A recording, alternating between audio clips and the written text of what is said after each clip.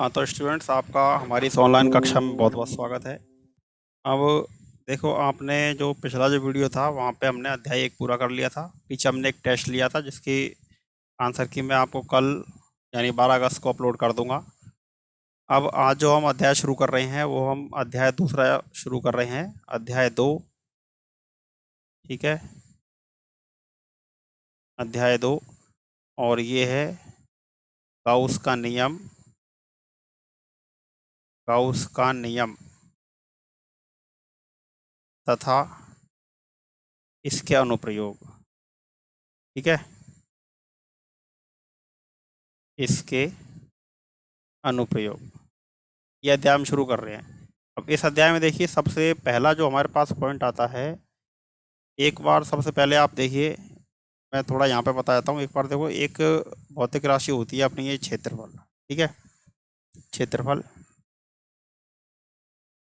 अब ये क्षेत्रफल जो 11th क्लास में जब आप सदिश और अदिश का चैप्टर पढ़ते हो तो इस क्षेत्रफल को हम अदिश राशि पढ़ते हैं। ठीक है, अदिश। लेकिन ध्यान रखना कि एक तो विद्युत क्षेत्र, ठीक है, एक विद्युत क्षेत्र और एक चुंबकीय क्षेत्र, यानी बी से जिसे प्रदर्शित करते हैं, विद्युत क्षेत्र और चुंबकीय क्षेत्र, ऐसी कुछ जो भौतिक विज्ञान की जो घटनाएं हैं उसमें क्षेत्रफल को सदिश माना जाएगा। तो सबसे पहले मैं आपको बता रहा हूँ सदिश क्षेत्रफल के बारे में। ठीक है, नोट्स में आपको उपलब्ध करवा दूंगा आपको वीडियो में ही, एक बार आप देख लीजिए सदिश क्षेत्रफल। सदिश क्षेत्रफल क्या होता है? जैसे मान लीजिए कोई आपके पास कोई सतह है, जैसे मान लीजिए ये हमारे पास एक मोबाइल फ़ोन है। ठीक है, अब ये जो मोबाइल फ़ोन है इसमें ये सतह जो है, इस ये ऊपर वाली सतह जो है, इसका जो क्षेत्रफल होगा वो इसके लंबवत डायरेक्शन में होगा, बाहर की तरफ, ऐसे यहाँ। नीचे वाली का नीचे की तरफ, साइड वाली का इधर, इधर वाली का इधर, इधर का इधर और इधर का इधर। मतलब सदिश क्षेत्रफल जो होता है उसकी दिशा सदैव पृष्ठ के लंबवत बाहर की तरफ होती है। ये ध्यान रखना कि क्षेत्रफल जो होता है उसको यहाँ पर हम सदिश राशि मानेंगे, क्षेत्रफल को क्या मानेंगे? हम सदिश राशि मानेंगे। और इसकी दिशा जो होती है वो कोई भी पृष्ठ है, जैसे मान लो कि ये आपके पास कोई पृष्ठ है। ठीक है, ये तो इसकी दिशा सदैव ऊपर की तरफ होगी। यहाँ पर क्षेत्रफल को देखो, सामान्यतः क्षेत्रफल को एरिया ए से लिखा जाता है, लेकिन यहाँ पर क्षेत्रफल को जो हम लिखेंगे वो हम प्रदर्शित करेंगे एस से। कारण ये है कि विद्युत धारा का मात्रक होता है एम्पियर, वो भी ए से ही लिखा जाता है। ठीक है, इसलिए ये जो पूरा का पूरा जो पृष्ठ है, ये जो आपको दिखाई दे रहा है, इसका क्षेत्रफल यदि एस है तो ये एस की डायरेक्शन हो गई, इसको हम इस तरह से प्रदर्शित करेंगे। ठीक है, और यहाँ पर हम कभी कभी अल्पांश सदिश, अल्पांश क्षेत्रफल भी लेंगे। जैसे ये एक छोटा सा ब्लॉक बना दिया आपने, ये पूरा जो पृष्ठ है इसका क्षेत्रफल एस है, और इस ये अल्पांश यानी छोटा सा भाग है, इसका क्षेत्रफल डी एस है, और फिर ये डी एस की डायरेक्शन हो जाएगी, तो ये हो जाएगा डी एस वैक्टर। ठीक है, ये हो जाएगा। तो इतनी सी बात ध्यान रखना कि क्षेत्रफल को सदिश राशि मानेंगे और इसकी दिशा जो होगी सदैव पृष्ठ के लंबवत बाहर की तरफ होगी। ठीक है, आगे जो यहाँ पर इस अध्याय में हमारे पास परिभाषा है वो है विद्युत फ्लक्स। ठीक है, देखिए एक बार ये विद्युत फ्लक्स होता क्या है, एक बार वो मैं समझा देता हूँ। डेफिनेशन तो आपको लिखवा देंगे, एक बार आप विद्युत फ्लक्स देख लीजिए। विद्युत फ्लक्स देखिए एक बार, आप ये मान लीजिए एक कागज़ है आपके पास। ठीक है, या सबसे पहले आप मान लीजिए कि पानी की धारा प्रवाहित हो रही है। ठीक है, इस तरह से ये ये यहाँ पर पानी की धारा इस प्रकार से प्रवाहित हो रही है। ये अब हम क्या करते हैं, एक तार लेते हैं, इस तरह से एक तार ले लिया आपने, ये तार। अब इस तार को हमने इस तरह से मोड़ के तार से एक वर्ग बना दिया, वर्ग या आयत कुछ बना दिया। अब इस वर्ग या आयत को, अब जैसे पानी इस तरह से बह रहा है, तो वर्ग या आयत ये तार से बनाया, तार का फ्रेम को उसमें इस तरह से रख दीजिए। तो ये जो तार का फ्रेम रखा है इसके बीच में से पानी आर पार निकल जाएगा। अब जितना पानी इस फ्रेम में से आर पार निकल रहा है वो पानी का फ्लक्स कहलाएगा। ठीक है, इसी तरह से वो, ये तो पानी का फ्लक्स हो गया। तो इस तरह से मान लो कि ये आपके पास विद्युत क्षेत्र है, ये जो मैंने लाइनें बनाई हैं ये पानी के लिए बनाई थी, मान लो विद्युत क्षेत्र है। अब इस विद्युत क्षेत्र में हम क्या करते हैं कि इस तरह से कोई धातु का पृष्ठ रख देते हैं, इस तरह से। ये विद्युत क्षेत्र है और ये धातु का हमने कोई पृष्ठ रख दिया। तो अब इस धातु के पृष्ठ में से विद्युत क्षेत्र रेखाएं आर पार हो जाएंगी, और जितनी विद्युत क्षेत्र रेखाएं इसमें से आर पार हो जाएंगी वो विद्युत क्षेत्र का फ्लक्स कहलाएगा। ठीक है, उसको हम विद्युत फ्लक्स कह देते हैं। तो परिभाषा क्या होती है विद्युत फ्लक्स की? ये विद्युत क्षेत्र में रखे हुए, ये विद्युत क्षेत्र है, विद्युत क्षेत्र में रखे हुए किसी पृष्ठ से, ये विद्युत क्षेत्र में रखा हुआ कोई पृष्ठ हो गया, इस पृष्ठ से निकलने वाली विद्युत बल रेखाओं की कुल संख्या को, जैसे ये मैंने अभी बताया आपको, ये विद्युत क्षेत्र है। ठीक है, देखो एक बार यहाँ पर देख लो। हाँ, ये आपके पास एक कोई वृत्ताकार कोई प्लेट वगैरह कुछ हो गई। ठीक है, और ये यहाँ पे इस तरह से ये विद्युत क्षेत्र है, इससे ये क्षेत्र रेखाएं आर पार निकल रही हैं, ठीक है। इस तरह से ये आर पार निकल रही है, यहाँ तक आ रही हैं और फिर आर पार निकल रही हैं, ये विद्युत क्षेत्र है, ठीक है। ये जो पृष्ठ है ये वाला, इसकी जो इसका क्षेत्रफल है पूरा एस है। अब इस क्षेत्रफल की डायरेक्शन किधर होगी, इधर, और विद्युत क्षेत्र की डायरेक्शन भी इधर है। ये तो ई की डायरेक्शन हो गई और ये एस की डायरेक्शन हो गई। मैंने अभी बताया था ये सदिश क्षेत्रफल की दिशा सदैव लंबवत होगी, तो ये एस की डायरेक्शन हो गई, दोनों समान दिशा में है। तो विद्युत फ्लक्स जो होता है वो क्या होता है कि इससे जितनी भी क्षेत्र रेखाएं निकल जाती हैं उसको विद्युत फ्लक्स कहते हैं। और इसका सूत्र जो होता है वो क्या होता है, फाई ई, विद्युत फ्लक्स को फाई ई से प्रदर्शित करते हैं, ये रहा फाई ई बराबर ई डॉट एस। विद्युत क्षेत्र जो है वो ये आपके पास आ गया कि एस क्षेत्रफल है और ई जो है ये विद्युत क्षेत्र है, ठीक है।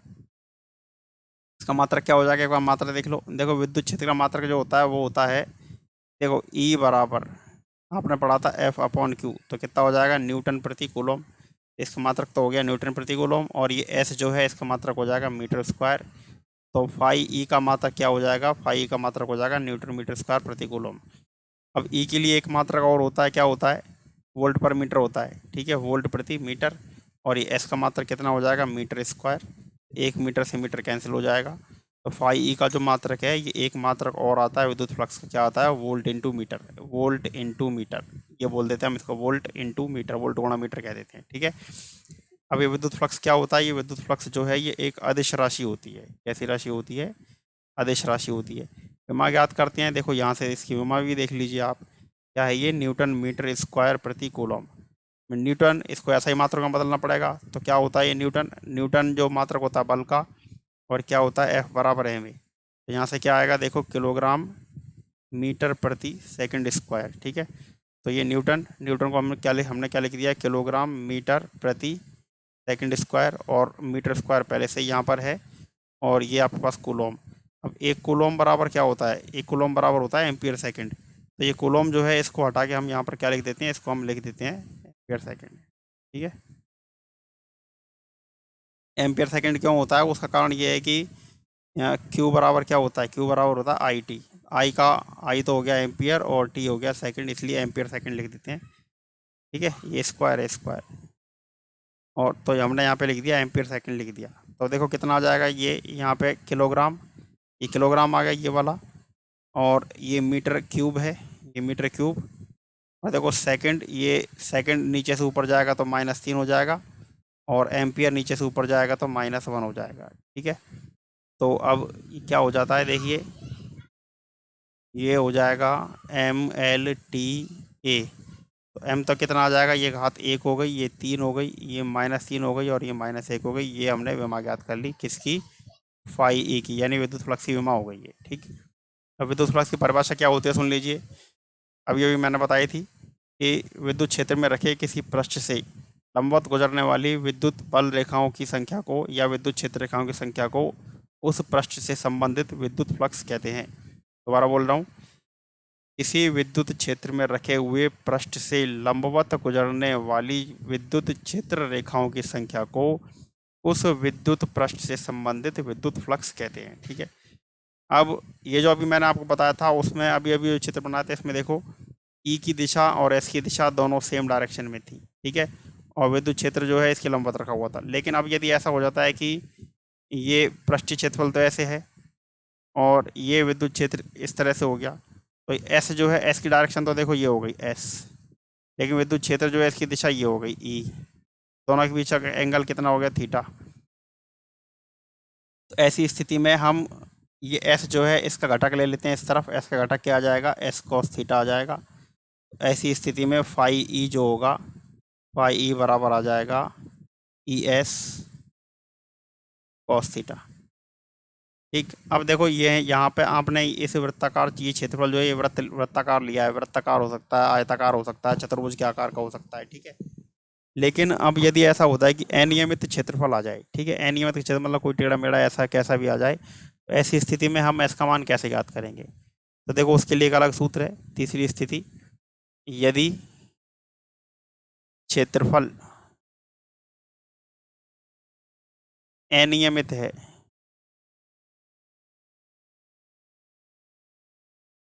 अनियमित है तो, अब अगर क्षेत्रफल अनियमित है तो फाई ई बराबर फाई ई बराबर हो जाता है, ये समाकलन ले लिया हमने, और ये हो जाएगा E D S cos theta, ये हो जाएगा आपका, ये पृष्ठीय क्षेत्रफल होगा। अब देखो ये वाला जो सूत्र है ये बहुत इंपॉर्टेंट सूत्र है, और अभी आगे इस पूरे चैप्टर में हमारे यही वाला सूत्र काम में आने वाला है, ठीक है। एक ये और एक गाउस का नियम, ये ध्यान रखना, बहुत ही इंपॉर्टेंट फॉर्मूला है, ठीक है ये। अब देखो इसमें आगे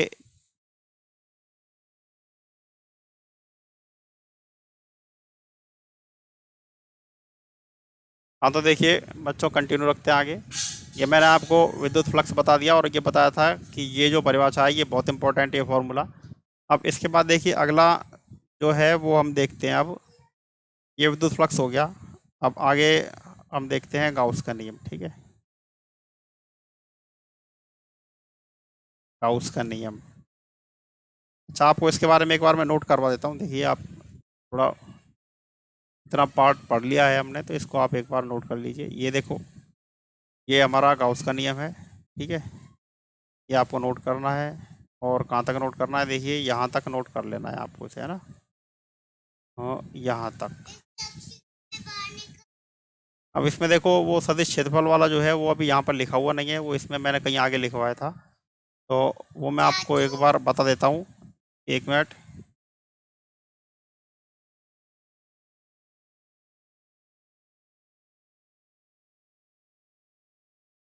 देखिए वो जो सदिश क्षेत्रफल था वो मैं यहाँ पे लिख देता हूँ, देखिए ऊपर लिख रहा हूँ मैं, क्या था वो, सदिश क्षेत्रफल, ठीक है। वो एक बार मैं यहाँ पे लिख देता हूँ, वहाँ पे कहीं आगे लिखा होगा चैप्टर में, तो आपको शुरू में बता, शुरू में लिखना है सदिश क्षेत्रफल।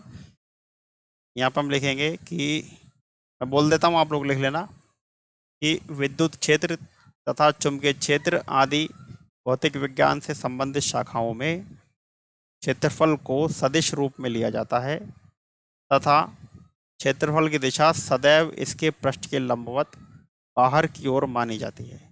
इसको आप धीरे धीरे लिख लीजिए, ये सदिश क्षेत्रफल है, और इसमें ये लिख लेना कि क्षेत्रफल को इस अध्याय में एस से प्रदर्शित करेंगे, ध्यान रखना, एस से प्रदर्शित करेंगे, ठीक है। तो अब देखिए ये आपका विद्युत फ्लक्स, ये जो है वो ये आ गया यहाँ तक। अब इसके आगे जो है वो हमारा टॉपिक होगा आवेश वितरण, ठीक है। वो मैं आपको बताता हूँ, देखिए यहाँ पे चलते हैं।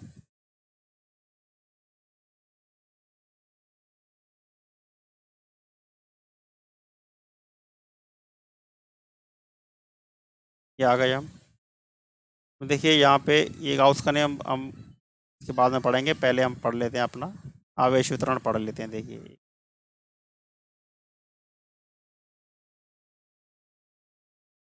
देखिए एक बार हम जो हमारा अब जो टॉपिक है वो हम पढ़ रहे हैं आवेश वितरण।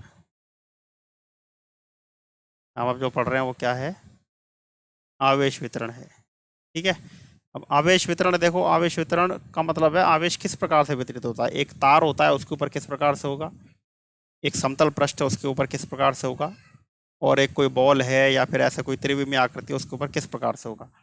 तो देखो आवेश वितरण जो होता है वो 3 प्रकार से होता है। पहला होता है रेखीय आवेश वितरण या घनत्व, रेखीय आवेश वितरण या रेखीय आवेश घनत्व, ठीक है। अब ये क्या होता है, जैसे मान लो कि एक तार है, ये तार, इस पूरे तार की लंबाई क्या हो गई, कैपिटल एल हो गई, और इस पर जो है ये आवेश आ गया आपके पास, ये आपने आवेश ले लिया, क्या, क्यू आवेश ले लिया। तो हम ये कह सकते हैं कि एल लंबाई पर आवेश की मात्रा कितनी है, स्मॉल क्यू। तो बेटा थोड़ा सा हट जाओ, अभी लेना। तो देखिए हम ये कह सकते हैं कि एल लंबाई पर आवेश की मात्रा स्मॉल क्यू है, तो 1 मीटर लंबाई पर आवेश की मात्रा क्या हो जाएगी, क्यू अपॉन एल। तो ये जो क्यू अपॉन वाले एल जो है ना, इसको हम लैम्डा से प्रदर्शित करते हैं, और इसको अब हम कहेंगे क्या, कि 1 मीटर पर आवेश की मात्रा थी, तो इसको हम क्या कह देंगे कि इकाई लंबाई पर आवेश की मात्रा, ये कैपिटल एल ले लेना आप, है ना। तो अब ये लैम्डा की परिभाषा आप लिखोगे तो क्या लिखोगे, इकाई लंबाई पर उपस्थित आवेश की मात्रा को रेखीय आवेश वितरण या रेखीय आवेश घनत्व कहते हैं, इसे लैम्डा से प्रदर्शित करते हैं। ठीक है, दूसरा क्या है हमारे पास, दूसरा होगा पृष्ठीय आवेश घनत्व। पृष्ठीय आवेश घनत्व, ठीक है, पृष्ठीय आवेश घनत्व मतलब सिग्मा, इसको हमने प्रदर्शित किया था लैम्डा से। पृष्ठीय आवेश घनत्व का मतलब क्या होता है, देखो ये तो एक तार था, तार एक विमीय आकृति मानी जाती है। पृष्ठीय आवेश घनत्व का मतलब होता है जैसे कोई पृष्ठ है, जैसे ये मान लीजिए आप, है ना, ये एक, ये पेपर है आपके पास, ठीक है, ये, अब इसका जो पृष्ठीय क्षेत्रफल है वो हम एस मान लेते हैं, इस पूरे का पृष्ठीय क्षेत्रफल। ठीक है, ये मान लेते हैं कि किसी पृष्ठ पे, जैसे मान लो ये आपके पास कोई आयताकार पृष्ठ हो गया इस प्रकार से, ठीक है, और इस प्रकार क्षेत्रफल कितना हो गया एस, और इस पूरे पर ये आवेश आपने दे दिया कितना, स्मॉल क्यू या कैपिटल क्यू, ऐसे कुछ दे दिया, स्मॉल क्यू या कैपिटल क्यू। तो अब यहाँ पर हम क्या कह सकते हैं कि एस मीटर स्क्वायर पर आवेश की मात्रा क्यू है, तो 1 मीटर स्क्वायर पर आवेश की मात्रा कितनी हो जाएगी, क्यू अपॉन एस। इसी को हम सिग्मा से प्रदर्शित कर देते हैं। ठीक है, नेक्स्ट देखिए, नेक्स्ट हम थर्ड नंबर पर हम लिखते हैं आयतन आवेश घनत्व। क्या लिखते हैं हम, आयतन आवेश घनत्व या आयतन आवेश वितरण। इसमें हम क्या करते हैं कि जैसे आपने एक ये घन बना लिया, या आपने घन बना लिया, इसका आयतन कितना मान लिया आपने, v मान लिया, तो हम ये कहते हैं कि v मीटर क्यूब आयतन में आवेश की मात्रा कितनी है, q। तो 1 मीटर क्यूब आयतन में आवेश की मात्रा कितनी हो जाएगी, q अपॉन वी, और इसी को हम किससे प्रदर्शित करेंगे, रो से, ये रो, और इसको हम क्या कहते हैं, आयतन आवेश वितरण या आयतन आवेश घनत्व। अब देखो ज़्यादा इसमें जाने की ज़रूरत नहीं है, बुक में बहुत कुछ लिखा हुआ है, हमारा काम बस इतने से ही चल जाता है, इसलिए ज़्यादा हम इसमें उलझते नहीं है कि फिर वो बहुत कठिन समीकरण बन जाते हैं। ठीक है, तो अब इसमें देखो ये यहाँ तक हमने पढ़ लिया, अगला जो है वो है गाउस गाउस का नियम।